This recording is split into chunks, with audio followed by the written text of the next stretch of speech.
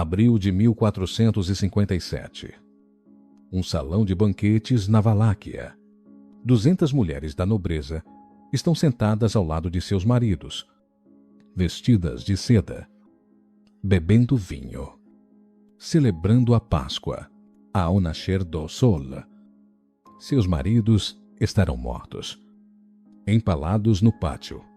E essas mulheres, essas filhas de aristocratas, que nunca tocaram na sujeira em suas vidas, começarão uma marcha da morte para as montanhas. Uma delas se chamava Voika, 23 anos, casada há 2. Suas mãos nunca seguraram nada mais pesado que uma taça de vinho. Em uma semana, essas mãos estariam em carne viva, unhas arrancadas, ossos visíveis através da pele, arrastando pedras penhasco acima para construir um castelo para o homem que assassinou seu marido. Ela trabalhou até que as roupas apodrecessem em seu corpo, até não sobrar nada para cobri-la, até ela não conseguir distinguir seu próprio sangue das pedras que carregava. Voika era uma entre 200. A maioria delas morreu naquela montanha. E isso foi só o começo. O que Vlad Drácula fez com as mulheres não foi um efeito colateral da guerra. Foi a estratégia. Foi a mensagem. Foi o objetivo. Ele empalou mães ao lado de suas filhas. Ele mandou esfolar esposas por não costurarem uma camisa direito. Ele transformou corpos femininos em avisos tão aterrorizantes que o sultão do Império Otomano, o homem que conquistou Constantinopla, deu uma olhada e mandou seu exército dar meia volta. Hollywood te deu um vampiro que seduz mulheres em castelos. A história te deu um monstro que as destruiu em praças públicas. Foi isso que realmente aconteceu. Não com Vlad, mas com elas, com as mulheres que a história decidiu que você nunca deveria conhecer. A história se lembra do monstro. Ela esquece as vítimas. É isso que estamos aqui para consertar. O Crown and Dagger. Se você quiser apoiar o canal, deixa seu like e se inscreve para não perder o que vem por aí. Agora, deixa eu te mostrar de onde veio essa escuridão e por que Vlad acreditava que destruir mulheres era a chave para o poder absoluto. Mas de onde isso veio? Por que mulheres? Vlad passou 6 anos como uma criança refém no Império Otomano. Ele observou. Ele aprendeu. O terror era uma ferramenta, corpos eram mensagens. E o jeito mais rápido de quebrar uma sociedade era quebrar suas mulheres. Quando ele voltou para a Valáquia, seu pai estava morto. Seu irmão mais velho tinha sido torturado e enterrado vivo, traído pelos próprios nobres em quem confiavam. O menino que partiu tinha desaparecido. O que voltou foi outra coisa. Um homem que acreditava que controlar as mulheres significava controlar tudo. E punir as mulheres significava enviar mensagens que ninguém poderia ignorar. Então foi exatamente isso que ele fez. Começando pelas esposas dos homens que mataram sua família. Domingo de Páscoa, de 1457. Targoviste. As famílias nobres da Valáquia se reuniram no palácio de Vlad para um banquete. Boiardos em seus trajes mais finos. Suas esposas brilhando com joias. Suas famílias enchendo os salões com risadas. Eles acham que isso é uma celebração. Estão errados. Durante o banquete, Vlad se levanta e faz uma pergunta. Quantos príncipes vocês conheceram em suas vidas? Risos nervosos. Até o nobre mais jovem viu 7 governantes irem e virem. O mais velho testemunhou 30. Cada um traído. Cada um assassinado. Cada um substituído por outra marionete. Vlad assente lentamente. Esse é o problema. As portas batem. Guardas invadem. Em minutos, os velhos boiardos são arrastados para fora e empalados no pátio. Os gritos ecoam pelas paredes de pedra. Voika ouve seu sogro implorando por misericórdia. Depois, silêncio. Mas para os jovens nobres e suas famílias, Vlad tem planos diferentes. Ainda vestindo sua seda de Páscoa, As esposas e filhas são acorrentadas juntas. Voika sente o ferro fechar em seus pulsos tão apertado que corta a pele. Seu guarda empurra para frente. Ela que? A mulher ao lado a ajuda a levantar. Antes de marcharem, Vlad as obriga a assistir. Seus maridos erguidos em estacas no pátio. Alguns morrem rápido. Outros não. Voika encontra seu marido na floresta de corpos. Ele ainda está vivo, ainda chamando o nome dela. Ela não pode ir até ele. Ela não consegue desviar o olhar. Então a marcha começa. 80 quilômetros para o norte, através de florestas. Lama. Chuva. Sem comida. Sem descanso. Mulheres que viajaram a vida toda em carruagens agora tropeçam descalças sobre as pedras. Algumas desabam no primeiro dia. Os guardas não param. Eles as arrastam. Quando arrastar, fica lento demais. Eles as deixam para trás. Os lobos fazem o resto. Quando finalmente chegam às ruínas do castelo Poenari, Vlad está esperando. Vocês vão reconstruir essa fortaleza com suas mãos. De acordo com a crônica Cantacuzino, elas trabalharam por meses. Os vestidos de seda foram os primeiros, rasgados pela pedra, encharcados de sangue, apodrecidos pela chuva. Depois as roupas de baixo. Logo não restava nada em seus corpos. 200 mulheres nobres expostas ao sol e ao frio, carregando pedras montanha acima com as próprias mãos. As mãos de Voika se abriram em feridas no terceiro dia.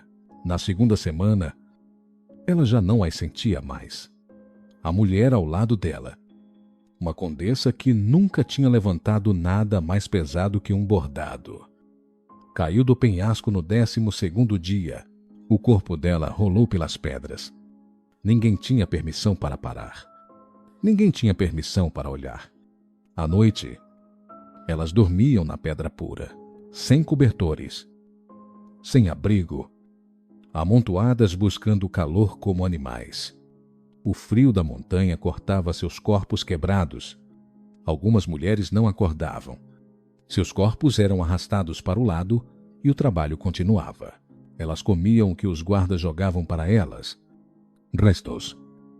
Ossos com pedaços de carne ainda grudados neles. Água de poças. Mulheres que antes tinham servos para servir seu vinho, agora brigavam por água da chuva barrenta. A crônica diz que muitas morreram de exaustão. Outras caíram dos penhascos. Algumas simplesmente se sentavam nas pedras e se recusavam a se mover até que os guardas as espancassem até a morte. Algumas tentaram escapar, foram pegas em horas e empaladas na frente das outras. Um lembrete de que a morte não era uma fuga que Vlad concederia facilmente. E Vlad assistia lá de cima. Quando o castelo foi finalmente terminado, apenas um punhado de mulheres permaneceu viva.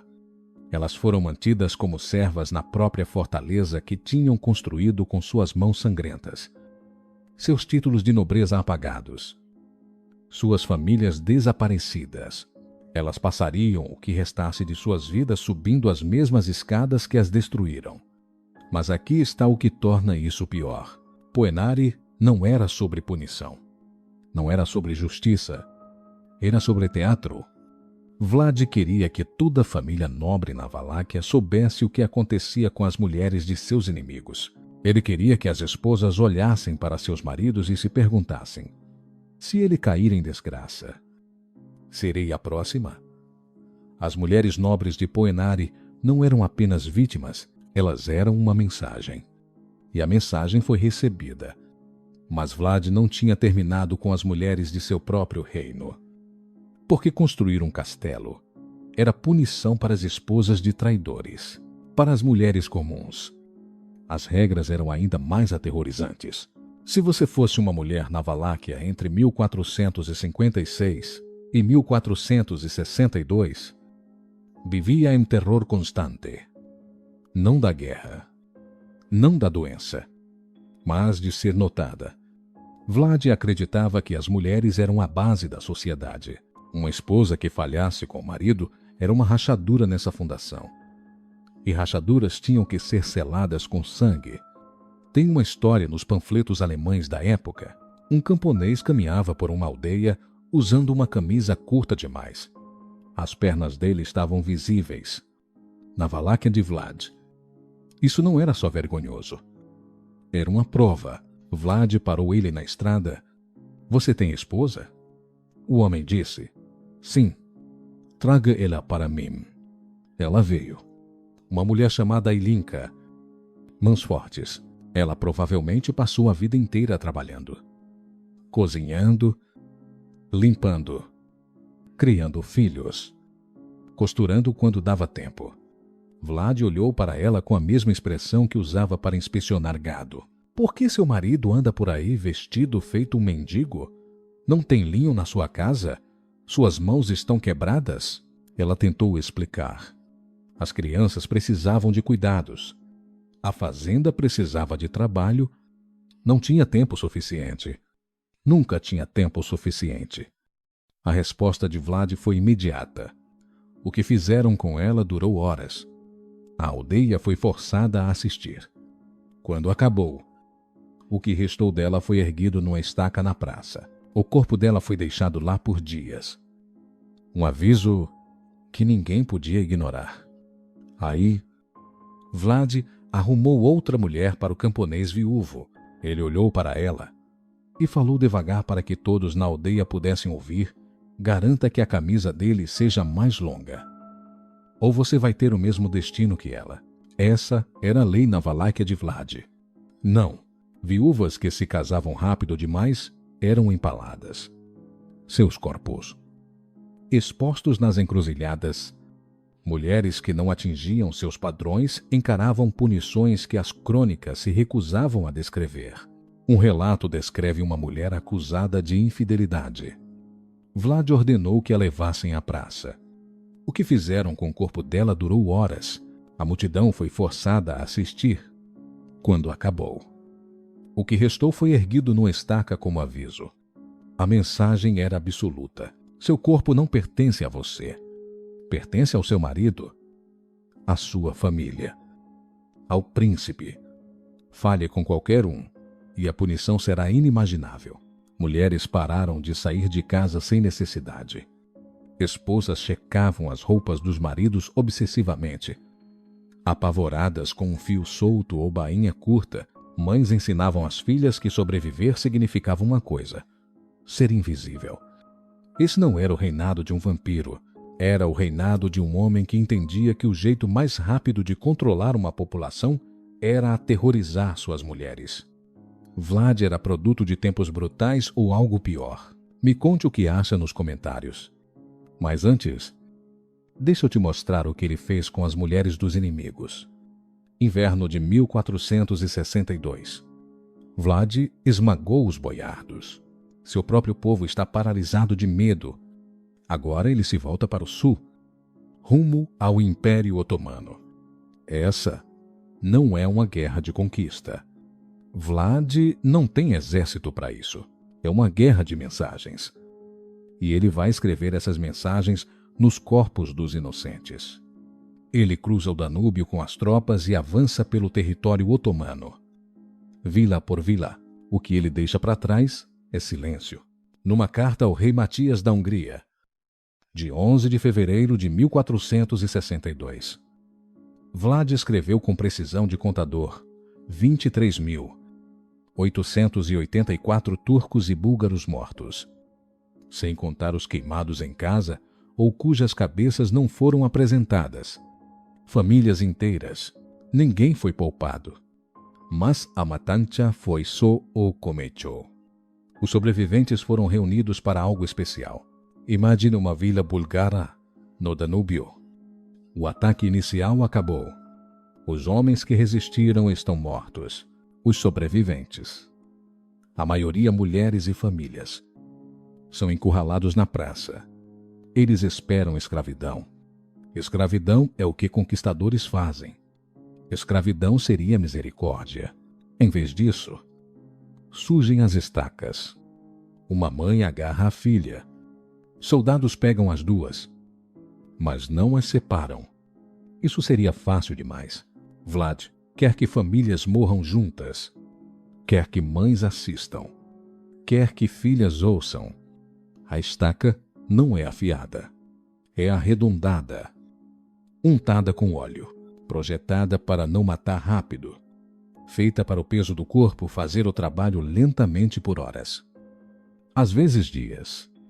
A mãe vê a filha ser erguida no ar. Ela ouve sons que vão ecoar na sua cabeça até sua própria morte, que chega, minutos depois, na estaca ao lado. Quando batedores otomanos chegaram dias depois, encontraram o que um cronista chamou de floresta de empalados. Corpos organizados por altura. As estacas mais altas com os cativos mais importantes, famílias penduradas juntas. Esse era o objetivo. Alguns ainda vivos, corpos se movendo lentamente ao vento. E isso foi numa única vila. Vlad fez isso ao longo de todo o Danúbio. Dezenas de vilas. Milhares de corpos. Diziam que o rio ficou manchado por quilômetros. Em junho de 1462, o sultão Mehmed II já tinha visto o suficiente. Ele reuniu o maior exército do mundo, 100.000 homens, e marchou a Valáquia para acabar com Vlad de uma vez por todas. Mas Vlad preparou-se para este momento a vida toda. Fora de Targoviste, o exército otomano parou.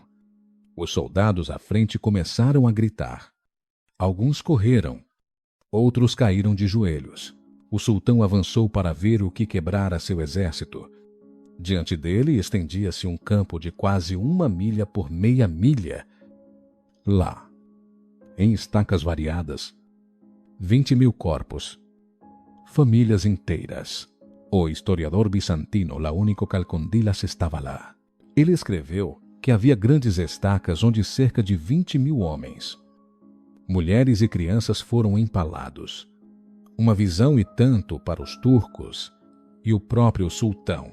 Imagine ser uma daquelas mulheres, ainda viva, sentindo seu corpo ceder lentamente à gravidade, vendo o maior exército do mundo chegar e sabendo que nem mesmo eles podem salvar, que sua morte não é uma tragédia a ser lamentada, mas uma mensagem a ser lida. Alguns corpos estavam lá há semanas, apodrecidos e irreconhecíveis.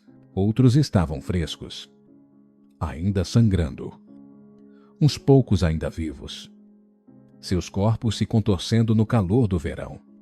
O cheiro chegou ao exército otomano antes que pudessem ver o campo. Soldados que haviam conquistado cidades vomitaram com a visão. Mehmed, o homem que conquistou Constantinopla, que acabou com um império de 1000 anos, que caminhou por mais sangue que qualquer governante vivo, encarou os cadáveres e decidiu. Deu meia volta e partiu. Segundo Calcondilas, o sultão disse: não é possível privar de seu país um homem que realiza feitos tão grandes e que pode explorar seu reino e seus súditos dessa maneira. Não se tratava de admiração. Era rendição vestida em linguagem diplomática. Vlad havia vencido, e o preço da vitória foi pago nos corpos de mães e filhas. O sultão partiu. As mulheres ficaram em suas estacas. Vlad tinha vencido, mas havia mais uma mulher nesta história, a mais próxima dele. E o fim dela foi o mais sombrio de todos.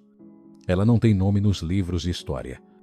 Nós a conhecemos apenas como a primeira esposa de Vlad. Primavera de 1462. Os otomanos recuaram. Mas o irmão de Vlad, Rado, lidera um novo exército em direção ao castelo Poenari. O mesmo castelo construído pelas mãos de mulheres nobres. 5 anos antes, a esposa de Vlad está nas muralhas. Abaixo dela, o rio Arges bate contra as rochas. Atrás dela, o castelo que seu marido construiu sobre os ossos de mulheres. Diante dela, um exército carregando bandeiras otomanas. Ela sabe o que acontece com mulheres capturadas. Os harems. A escravidão. Uma vida de degradação, mas ela também sabe o que seu próprio marido faz com as mulheres. Ela viveu no mundo dele. Ela viu as estacas. Ela ouviu os gritos. Ela andou pelos corredores de um castelo construído por mulheres que morreram carregando pedras. Ela está presa entre dois monstros. Segundo a lenda local, ela se virou para seus servos e disse 7 palavras. Prefiro ser comida aos peixes do Arges do que prisioneira dos turcos. E ela pulou. Seu corpo caiu centenas de metros no rio abaixo. A água a engoliu sem deixar vestígios. Hoje, esse rio ainda é chamado de Raul Domnei, o Rio da Dama. Vlad escapou por uma passagem secreta. Ele passaria 12 anos em uma prisão húngara. Casaria novamente e morreria em batalha em 1476. Sua cabeça foi enviada para Constantinopla, onde o sultão a exibiu em uma estaca. O homem que viveu pela estaca, morreu pela estaca. Mas sua esposa já tinha escapado do único jeito que podia. A boiarda construindo um castelo até suas mãos virarem ossos. Ilinka destruída por uma camisa curta demais. Milhares de mães sem nome erguidas em estacas ao lado de suas filhas. E uma esposa sem nome, escolhendo um rio em vez de 2 tipos diferentes de inferno. Essas são as mulheres do reinado de Vlad Drácula. Não seduzidas, não mordidas, não romantizadas. Destruídas. Hollywood precisava de um monstro que fosse sexy. Um vilão por quem você pudesse torcer secretamente. Uma escuridão que fosse empolgante, não perturbadora. Então deram a vocês capas, castelos e vida eterna. O Drácula real não oferecia nada disso. Ele oferecia estacas, gritos e mulheres usadas como pergaminho para mensagens escritas com sangue. E aqui está a verdade desconfortável que a história não quer te ensinar. Funcionou. Por 6 anos. Um reino menor que algumas cidades modernas conteve o maior império da Terra, não através da diplomacia, não através de gênio militar, através de uma crueldade tão absoluta, tão teatral, tão especificamente focada em mulheres e famílias que até o sultão não aguentou. Vlad provou algo sombrio sobre o poder, que existe um nível de horror tão extremo que se torna seu próprio tipo de força, que a maneira mais rápida de quebrar seus inimigos é quebrar as mulheres que eles amam. A questão não é se Vlad era mau. A história está cheia de homens que mataram mais. A questão é por que o transformamos em uma figura romântica. Por que demos a ele uma capa, presas e um castelo cheio de velas? Por que o fizemos sedutor em vez de horroroso? E por que esquecemos os nomes das mulheres que ele destruiu? Porque é isso que fazemos. Nós lembramos dos monstros. Nós construímos lendas ao redor deles. Escrevemos livros. Fazemos filmes e vendemos produtos com seus rostos neles. E as vítimas? Elas viram estatísticas. Ruído de fundo. Corpos sem nome em uma história que nunca foi realmente sobre elas. A boiarda merece ser lembrada. Suas mãos sangraram para que um monstro pudesse ter uma fortaleza. Seu sofrimento construiu paredes que turistas fotografam hoje. Assim como Ilinka, que morreu porque uma camisa era curta demais. Assim como as mães do Danúbio, que seguraram suas filhas enquanto as estacas subiam. Assim como a esposa sem nome que escolheu o rio em vez de um mundo onde mulheres não tinham escolha alguma. Elas não escolheram fazer parte dessa história. Elas não escolheram virar mensagens, avisos, exemplos. Mas viraram. E o mínimo que podemos fazer é lembrar delas. Se você chegou até aqui, inscreva-se. Hoje, turistas sobem os 1480 degraus para o Castelo Poenari. Eles tiram selfies no topo.